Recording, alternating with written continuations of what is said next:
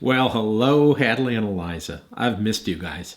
So I'm sorry I haven't read for a couple of days, but work has just been busy. So I got to retire so I can spend more time with you guys. Anyways, we are in part 6 of the Hoboken chicken emergency. And if you'll remember from last time, Henrietta has disappeared. She ran away, and Arthur went over to Professor Mezaki. I can never pronounce his name right. Mezaki, let's say, his house, and where he got Henrietta. And he was just leaving. He was moving to his sister's and taking all of his animals with him. So something's going on here. Henrietta's missing, and something's going to happen. It was Saturday. School would start on Monday. Thanksgiving recess, which had began on Thursday, would be over. Arthur had less than 2 days to devote to finding Henrietta. Once he found her, he wasn't sure what he would do. The first thing was to find her. It was cold, and the sky was gray and heavy-looking. It was sure to rain or snow. Arthur thought about Henrietta, huddled in some tree, lost and hungry. It had been Henrietta on the fire escape the night before. She had found the apartment house in which Arthur lived, and found the fire escape which led to his bedroom window. But Mrs. Gluckenstern's scream had frightened her away. Arthur was worried that she wouldn't be able to find his house again. Also, there was talk in the neighborhood. Some people still believed it was a polar bear. Some people thought it was a chicken.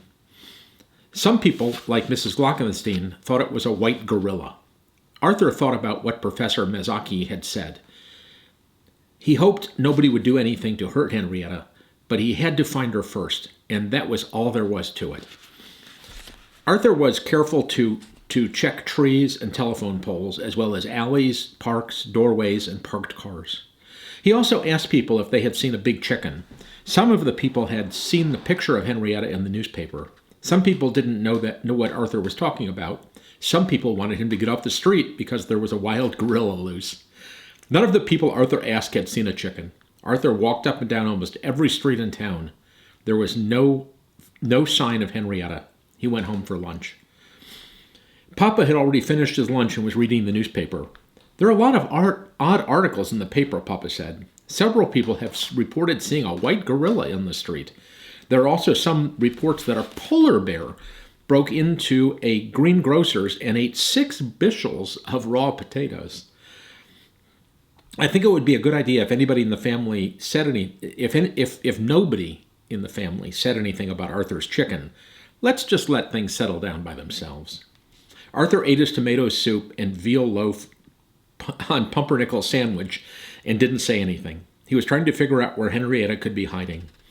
Maybe we should keep the chicken, the children, they're like chickens, inside, Arthur's mother said, just in case there is a gorilla. I don't think there's a gorilla, Papa said, but maybe we should keep the children inside just the same. Oh, there's a picture on this page I got to show you. Hold on, let me go back here. So this is Papa reading the paper that says that strange sightings reported in the Hoboken Inquirer. I have to go out, Arthur said. You've been out all morning, Mama said. Don't you have some homework to do? Arthur saw that he was going to have to sneak out. He didn't like to do that, but this was an emergency. After lunch on Saturday, Papa always took a nap, and Mama would be busy in the kitchen. Arthur could sneak out of the house early if his little brother and sister didn't tell on him. He would have to bribe them with comic books. Remember that one, Eliza. Arthur had remembered one place to look for Henrietta that he had not thought of before: rooftops. If Henrietta could climb fire escapes and ladders, it would be easier for her to get onto a roof. She could hide there all day. Arthur had thought of a way to get a look at all of the roofs in Hoboken at once. There was a brand new apartment building in town. It was so new that it wasn't even finished yet, and it was 25 stories tall. It was the only tall building in Hoboken, 20 stories higher than all the other buildings. Arthur had gone with his mother to look at the model apartment, which was an apartment all fixed up as though people lived in it. As though people lived in it. So it was like, it looked like a normal apartment so they could see what it would look like with their furniture in it. People could go back and look at the model apartment to see if they wanted to live in the new building. Arthur's mother had no intention of living in the new building. She was afraid of heights. She just wanted to see how the model apartment was decorated. The model apartment was on the 19th floor. You could see the whole town from the windows. Arthur got on the elevator. There was nobody around. He pushed the button marked 19, and the elevator went up. His stomach felt funny. When the door opened on the 19th floor, Arthur stepped out into the hallway. It was painted pink. It still smelled of paint. The floor of the elevator was covered with plaster dust and lids from paper cups that the workmen had their coffee in. Arthur walked to the end of the hall to the door of the model apartment. He was in luck. It wasn't locked. It was a very fancy apartment with all sorts of furniture upholstered in gold velvet and fancy drapes on the windows. The light fixtures had little crystal things hanging on them, and the carpet was very soft and almost white. Arthur's mother said it was in bad taste. He went to the window. There was Hoboken, spread out below him. He could see the whole town. Arthur looked over the rooftops. They were black and shiny with the rain that had started to fall. Some of them had pigeon coops on them. There were chimneys and television antennas. You know what a pigeon coop is? A pigeon coop is a cage where people keep trained pigeons. I had trained pigeons when I was a teenager. My friend Chuck and I used to train them. They're called homing pigeons. You let them go somewhere and they return to the cage. It's really neat. Sorry about that. Didn't mean to get off track there.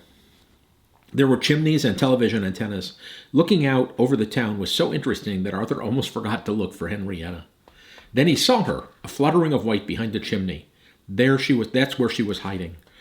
Arthur had guessed right. He raced to the elevator. It seemed terribly slow going down. I should have used the stairs, he thought. When he reached the street, he started running. The fourth house from the corner on the east side of Garden Street near 6th, he thought. When he got there, he realized it was his own house. Of course. Henry had sneaked up the fire escape when everyone had gone back to sleep. Arthur thundered up the stairs, up the little extra flight of stairs, through the little door and onto the roof. Henrietta! A wet sheet that someone had forgotten to take in was flapping on the clothesline. That was what he had seen from the window of the model apartment, not Henrietta. This is the roof. This is the roof of the apartment where he thought he saw Henrietta, but it's actually a sheet blowing in the wind.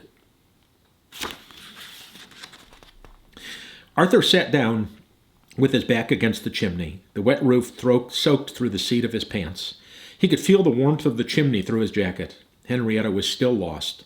He looked up at the big apartment building. He counted the floors up to the model apartment where he had been a few minutes ago, and where he had thought he had seen Henrietta. 17, 18, 19. Arthur could just make out the triple row of blue velvet curtains. The rain was falling in his face. On the unfinished 20th floor, Arthur saw something move. It was white. Arthur squinted. He didn't want to get fooled again. Something big and white was filling up the whole window. Then it was gone. Then it appeared in the next window. Then it moved again and appeared in another window. It had to be Henrietta. It had to be. Arthur started down the street. Arthur, inside. It was Papa. You were supposed to stay inside, and here you are running up and down the stairs, soaking wet. Papa said, now you'll stay inside, and I mean stay. Papa was serious. There was no point in explaining it to him. He had told Arthur to get rid of Henrietta, so he was not about to allow him to go after her. Besides, every kid in town had been told 9 million times to stay away from the new high-rise building from the day they started building it. Of course, every kid in town had played there, but it was not something you mentioned to your parents. Arthur was marched into the apartment and ordered into a hot bath. He would have no chance to go and rescue Henrietta, or even bring her a few oatmeal cookies until late Sunday afternoon. The family was going to visit Aunt Ruth and Arthur's cousins, one more hateful than the next, in Rutherford, New Jersey, early in the morning. Henrietta was on her own for the next 24 hours. So there's the bath, which has chicken feet, in case you noticed the bathtub that Arthur's taking a hot bath in. So that's the end of today's chapter. I am going to have an apple and think about you guys and how soon I can see you and we can go to the zoo and get out of the house and go do things and play and be together. So love you both madly, and I'll have another chapter soon.